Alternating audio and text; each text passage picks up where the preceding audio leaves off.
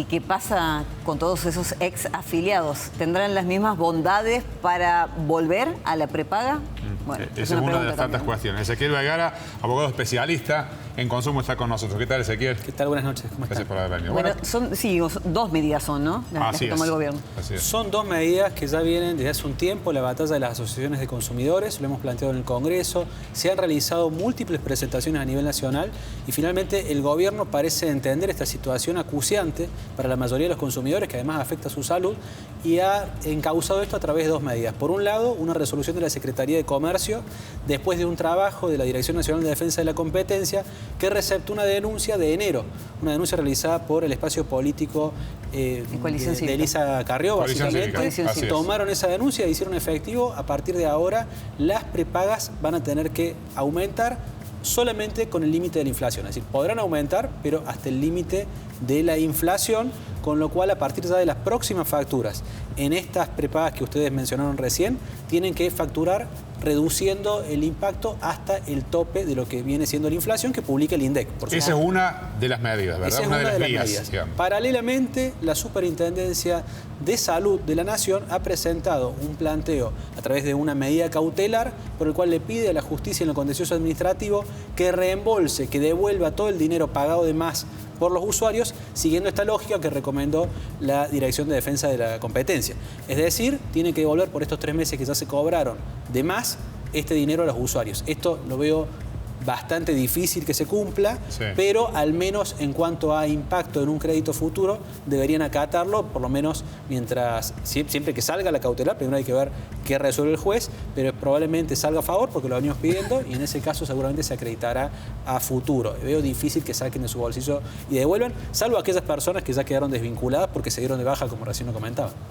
Leí, entre otras cosas, que los empresarios de la salud, los dueños de las prepagas, lo que habían ofrecido el gobierno es, bueno, ok, no podemos reembolsar todo lo que compramos, pero ofrecemos frizar, claro, lo que cobramos, pero ofrecemos frizar de acá a los meses venideros un tiempo para equilibrar esto.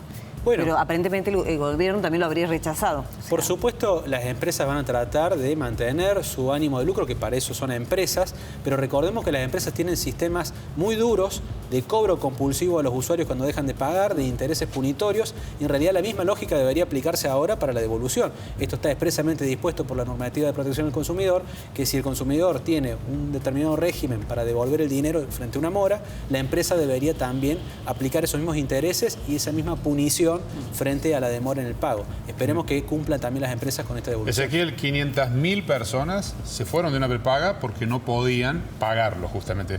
Hoy escuchamos a una persona, una mujer que con un tratamiento oncológico se dio de baja, teniendo cáncer, y bueno, no tiene la cobertura ahora.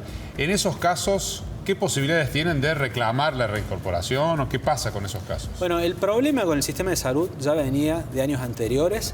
Empezaron en los últimos meses con el tema del copago. Antes de que asuma este gobierno ya teníamos cuestiones y reclamos por cobros de copago, por excedentes, por incumplimientos.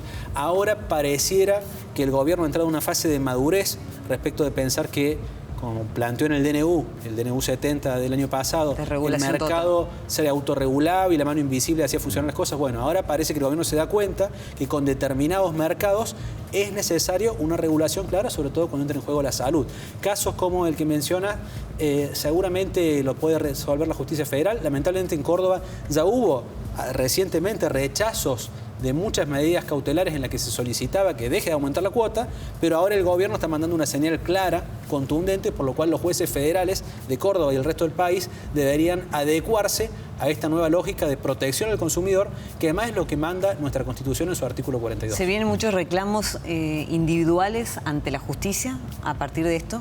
A partir de esto es una clara señal que posibilita reclamos individuales en la justicia tanto provincial como federal, y esperemos que los jueces estén a la altura de las circunstancias, porque si el gobierno, que era el máximo exponente del libre mercado, ahora tomó conciencia que hay que proteger a los consumidores y que eso es su obligación, más aún los jueces, frente a causas particulares, deberían también tomar ese mismo compromiso con los consumidores. Bien. Excelente. Muchísimas gracias. Muchas gracias. Muy amable. Muchas gracias.